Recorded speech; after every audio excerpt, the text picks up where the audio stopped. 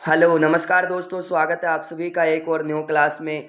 दोस्तों आज हम बात करने वाले हैं रीजनिंग के पार्ट 39 के बारे में। यदि आपने पार्ट 38 को नहीं देखा है तो वीडियो सेक्शन में जाकर देख सकते हो। मोस्ट इम्पोर्टेंट 10 क्वेश्चन देखने वाले हैं जो आपके सभी एग्जामों में railway group D, SSC, CGL, NTPC, इन सभी भर्ती परीक्षाओं में इस प्रकार के क्वेश्चन हमेशा पूछे जाते हैं। तो शॉर्ट ट्रिक के माध्यम से पार्ट 39 को देखने वाले हैं।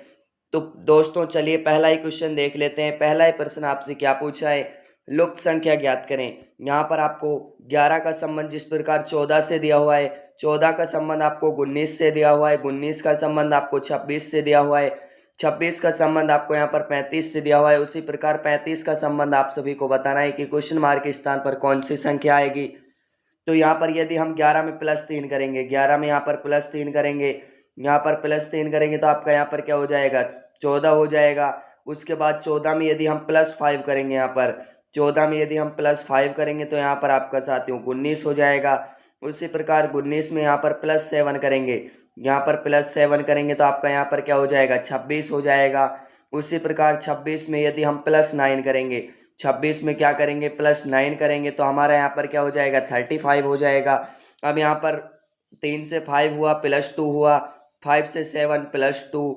तो यहाँ पर साथियों अब आपको देखना है 9 में +2 करेंगे तो यहाँ पर 35 में 11 को प्लस करते हैं, ठीक है।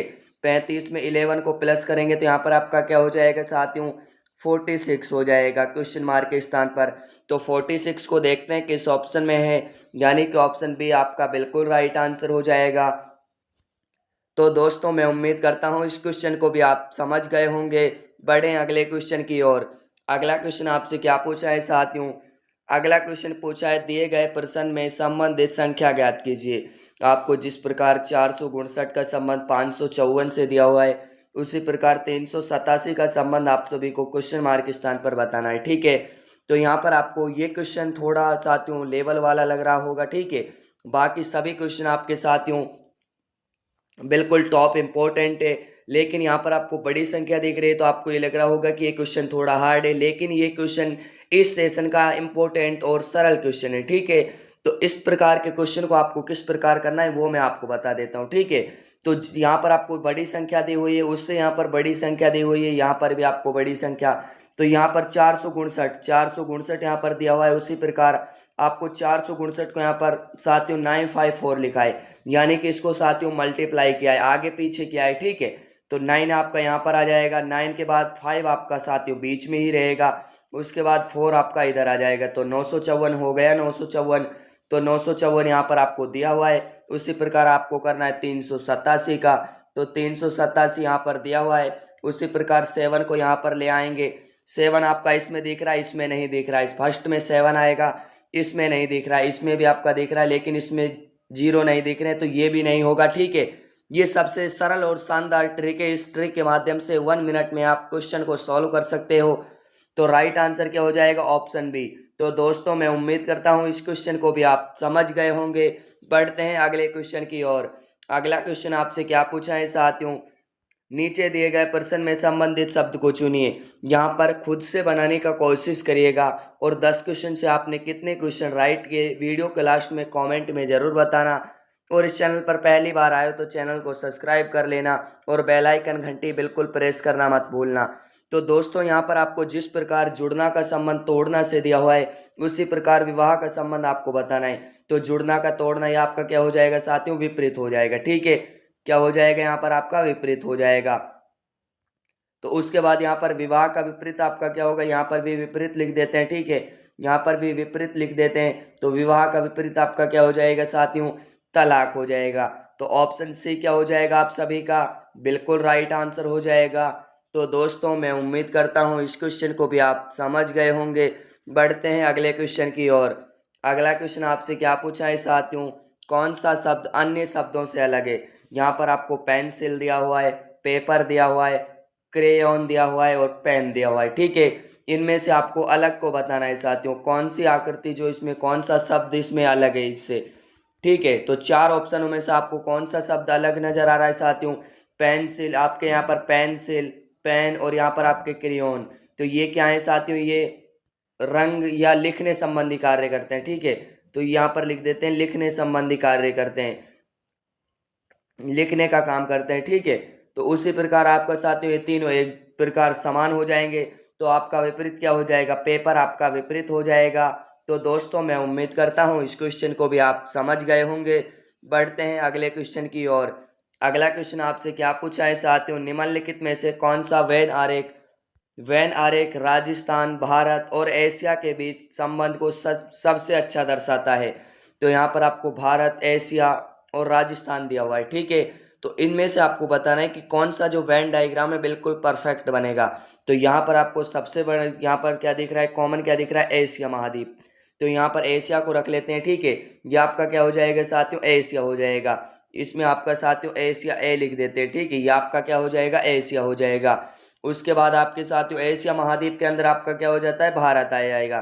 तो यहाँ पर भारत वाला डायग्राम बना लेते हैं, ठीक है। तो यहाँ पर भारत लिख देते हैं साथियों, यहाँ पर आपका भारत हो जाएगा। उसी प्रकार भारत के अंदर आपका क्या हो जाएगा साथियों, राजस्थान हो जाएगा। तो भारत के अंदर आपका ये खाली आपको समझाने के लिए, ठीक है। तो यहाँ पर आपका ये राजस्थान हो जाएगा साथियों, ये आपका राजस्थान हो जाएगा। तो इस तरह का डायग्राम देखते हैं किस ऑप्शन में है, यानी कि ऑप्शन बी आपका बिल्कुल राइट आंसर हो जाएगा। तो दोस्तों मैं उम्मीद करता हूँ इस क्वेश्चन को भी आप समझ गए होंगे। बढ़ते हैं अगले क्वेश्चन की ओर। अगला क्वेश्चन आपसे क्या पूछा है साथियों, यदि किसी निश्चित कूट भाषा में बैन का कोड डीसीपी होता है तो पापा का कोड क्या होगा। वेरी वेरी इंपॉर्टेंट सवाल है साथियों, ठीक है। यहाँ पर आपको बैन का कोड दिया हुआ है, तो यहाँ पर बैन लिख देते हैं, ठीक है। बैन का यहाँ पर बी से यहाँ पर डी हुआ है, यानी कि प्लस क्या हुआ है, प्लस यहाँ पर 2 हुआ है, ठीक है। उसी प्रकार ए से यहाँ पर सी हुआ है, प्लस यहाँ पर क्या हुआ है, 2 हुआ है। उसी प्रकार एन से यहाँ पर क्या हुआ है साथियों, एन से यहाँ पर पी हुआ है, तो यहाँ पर +2 हुआ है, ठीक है। उसी प्रकार साथियों पापा वाले में देख लेते हैं, ठीक है। तो पापा वाले में यहाँ पर देखेंगे साथियों, यहाँ पर लिख देते हैं, ठीक है।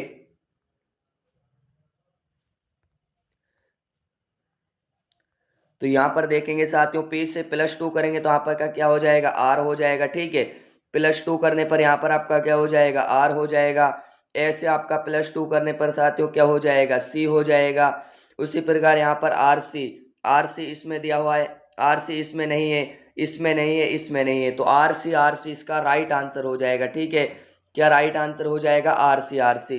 तो ऑप्शन डी आपका बिल्कुल राइट आंसर हो जाएगा। तो दोस्तों मैं उम्मीद करता हूँ इस क्वेश्चन को भी आप समझ गए होंगे। बढ़ते हैं अगले क्वेश्चन की ओर। अगला क्वेश्चन आपसे क्या पूछा है साथियों, असंगत आकृति की पहचान करें।